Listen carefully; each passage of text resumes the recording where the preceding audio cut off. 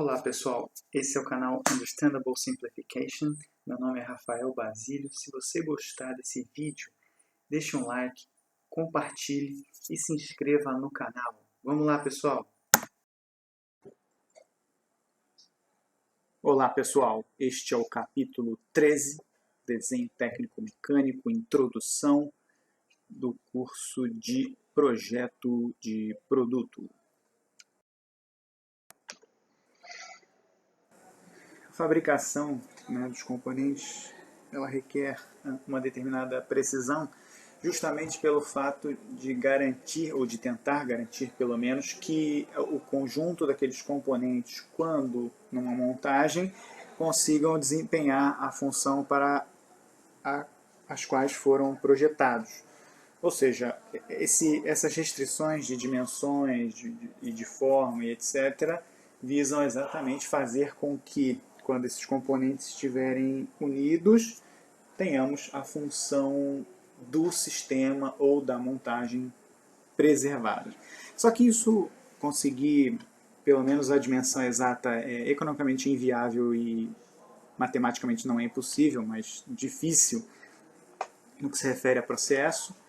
E isso se deve muito à inacuracidade presente tanto nas máquinas, ferramentas, na própria configuração do trabalho para essa ferramenta, no erro de medição. É difícil garantir que uma máquina vai conseguir executar aquela dimensão precisa, justamente pelas folgas, tolerâncias que nós temos também presentes nessas máquinas, nos instrumentos de medição.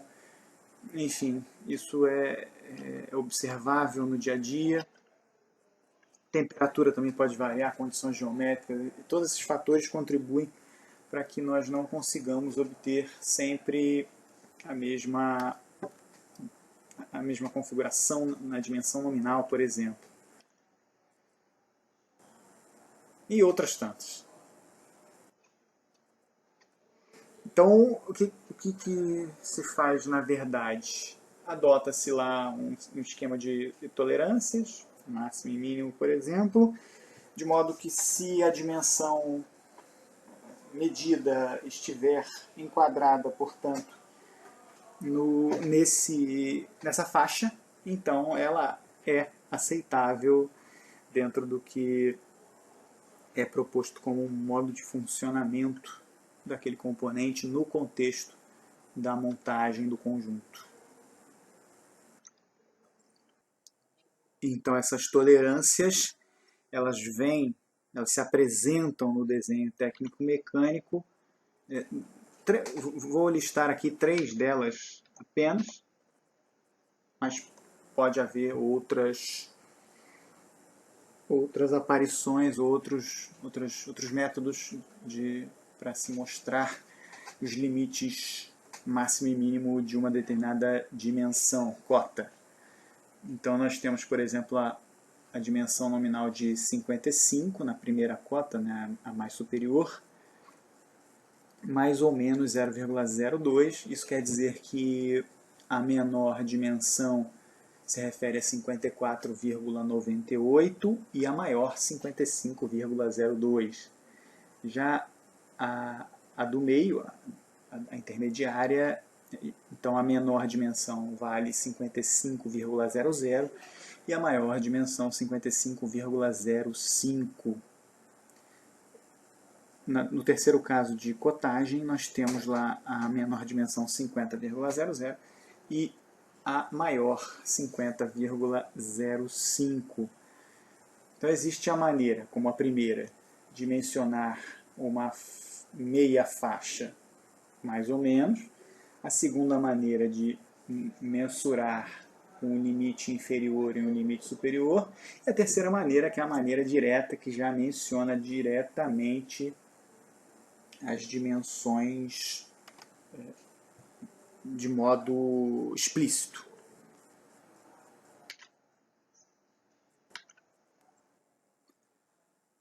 Existem também os ajustes, ou seja, quando temos peças que se encaixam, temos, portanto, o chamado ajuste com folga, ou seja, se observarmos aqui essa figura, veremos que tanto na mínima quanto na máxima o eixo sempre será mais interno do que o furo, de modo que no máximo eles vão encostar, mas não interferindo um com o outro.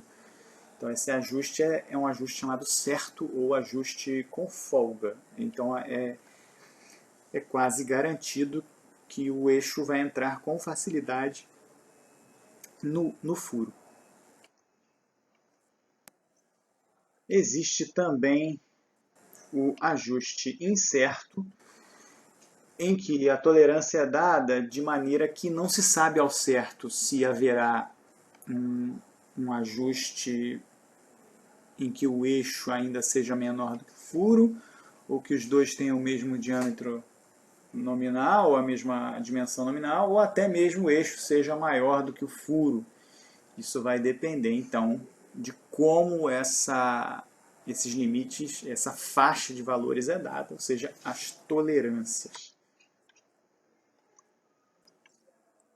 Outro tipo de ajuste é o ajuste com interferência. Aí é garantido que o eixo vai ser maior que o furo e o ajuste é com interferência, ou seja, por meio de aplicação de alguma pressão, por meio de aplicação de alguma força, por meio de aplicação de diferença de temperatura, é a maneira com a qual podemos, por exemplo, inserir o eixo no furo.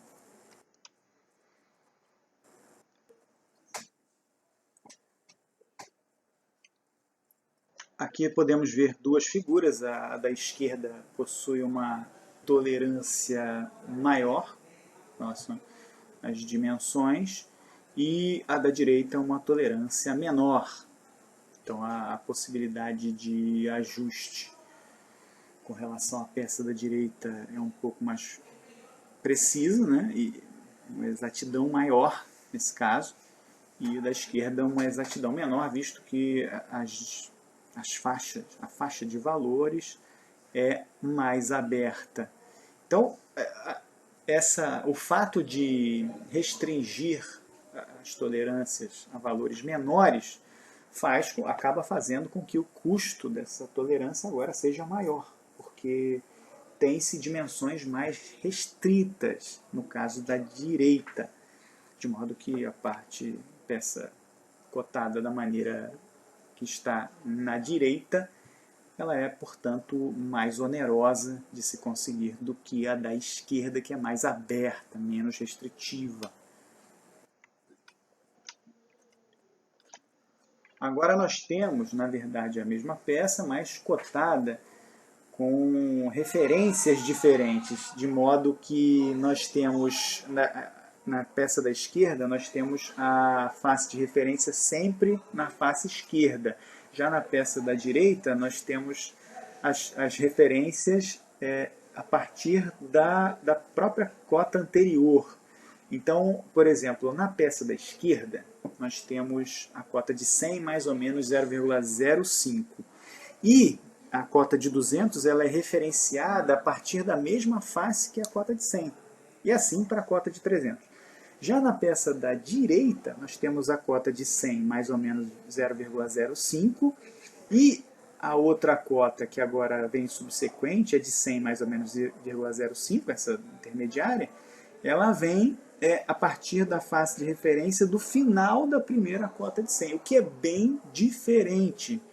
Vai depender da estratégia, do projeto, vai depender de várias coisas.